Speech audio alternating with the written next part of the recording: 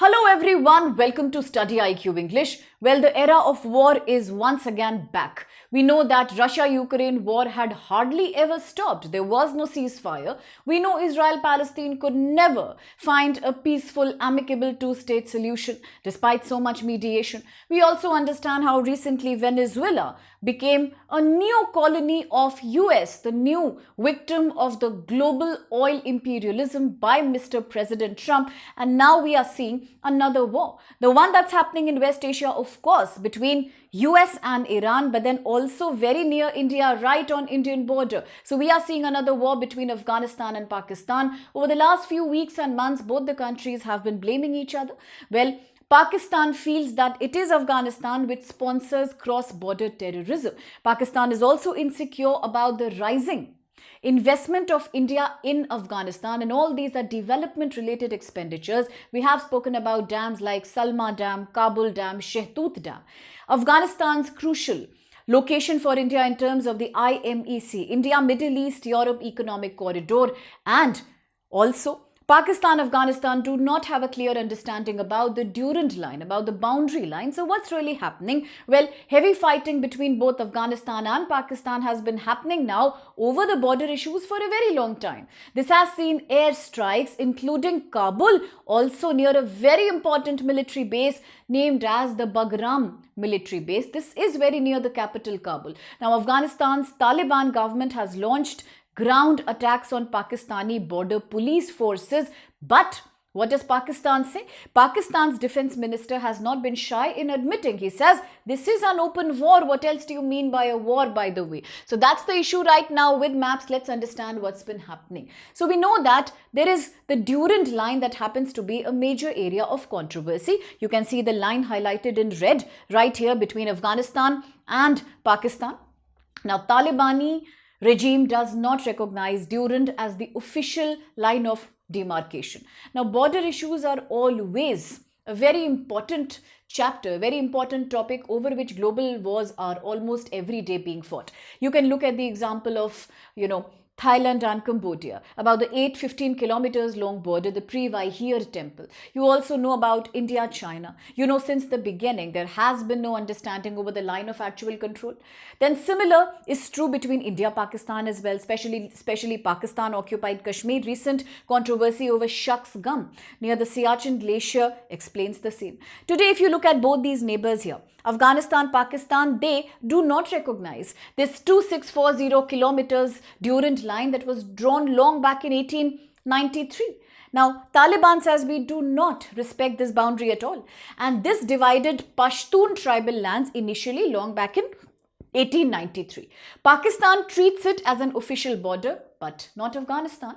Afghanistan said it does not recognize this as permanent, and this has been the core historical border dispute between both the nations. Today, the war has only become more ugly. How? Because Afghanistan, is a landlocked small country. In 2021, Taliban took over. Since then, there was a major recession, high inflation, unemployment that was raging in the economy. Taliban was trying to make its global image as a stable regime, but very few countries actually officially recognize that. Now, recently, India has had a foreign policy twist. Despite not supporting the ideology of war and violence, India now supports reconstruction and humanitarian efforts in Afghanistan, and that includes not just educational and job training initiatives, also investment in major hydropower projects. So that's very important, the Indian angle here. But Afghanistan being a landlocked nation, limited possibilities of growth, depends on Pakistan ports like Karachi port. Pakistan therefore restricts, it always has tried to stop India-Afghanistan trade via land. In fact, Pakistan has been very conscious of India-Afghanistan partnership in the IMEC because it bypasses Pakistan. That's again a problem here. I have also mentioned about the Gwadar port in Pakistan here with regards to China's Belt and Road Initiative. Remember how close it is to Chabahar port. Yes, the same Chabahar in Iran, which was yesterday attacked by a missile.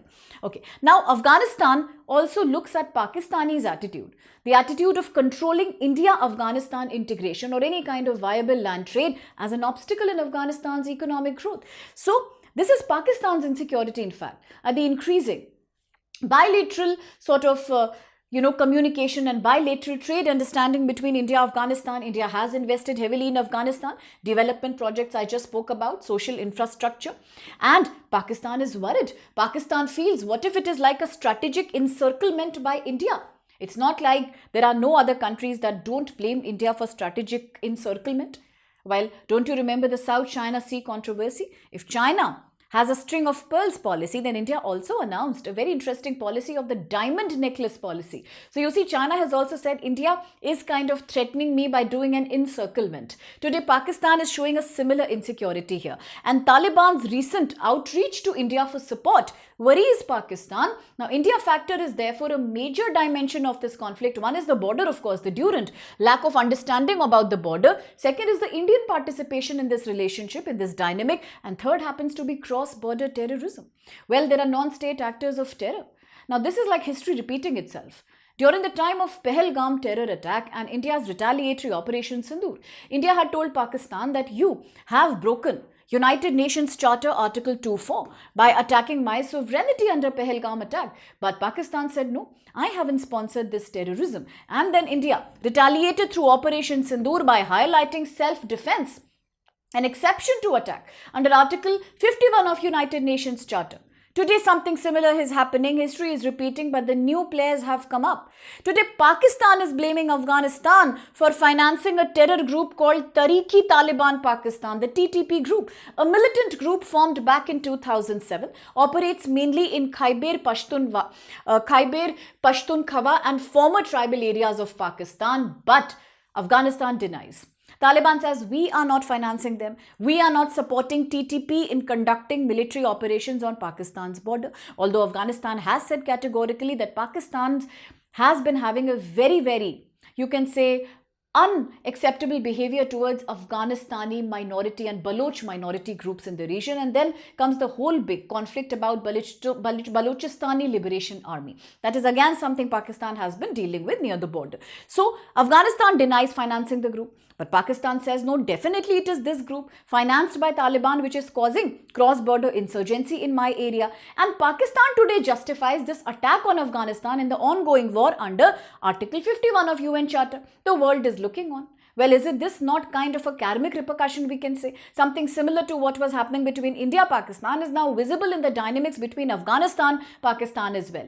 But Pakistan's justification by using Article 51 is highly doubtful right now. So the war wages on.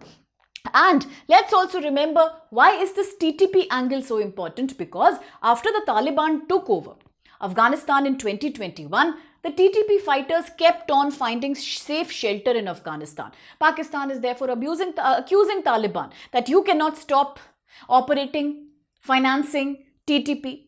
You are the one who is financing TTP to come and do militancy in my region. Pakistan says recent attacks inside Pakistan were all planned through Afghanistan.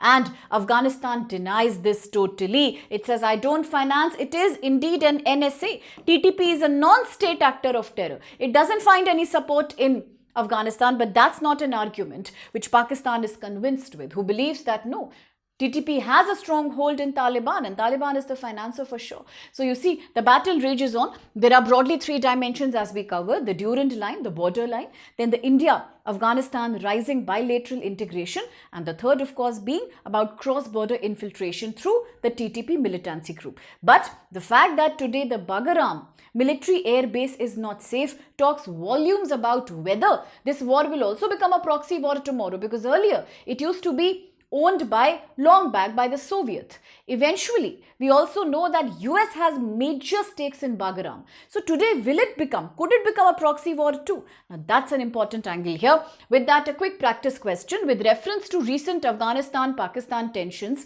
Look at these statements. One, I'll just mark them as 1, 2, 3. Okay. The Durand Line was drawn in 1893 and is recognized as an international border by both the countries. Second, Afghanistan is a landlocked country and depends significantly on Pakistan for transit trade access. That's cross-border. 3. The recent escalation involved airstrikes by Pakistan into Afghan territory, including near Kabul. And do not forget the Bagaram base angle at all. Which of these statements do you think are true? It's an easy question, and the answer, Other important relevant facts could be found on Telegram channel, so you must download the QR code. Scan the QR code and download Telegram. And a quick reminder, the Festival of Colors is right here knocking on our doors, but an opportunity is also coming along with it. This is a gift from StudyIQ team to our dear students that for Holi Festival until 6th March, we are giving 27 and 28 UPSC courses as a flat 55% off. Flat 55%. If you use my code SPLIVE, further discount is possible, applicable to all language mediums, Hindi, English, bilingual,